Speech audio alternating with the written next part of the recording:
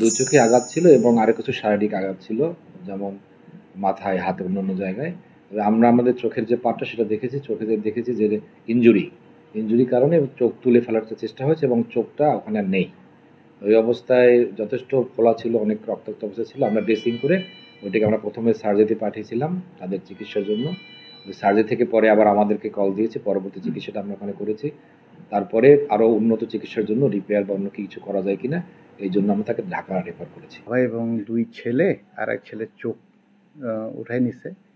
তো এরপরে আমরা তাদেরকে জানাই যে থানায় এসে মামলা দিতে, মামলা হলে আইন অনুযায়ী প্রয়োজনীয় পদক্ষেপ গ্রহণ করা হবে।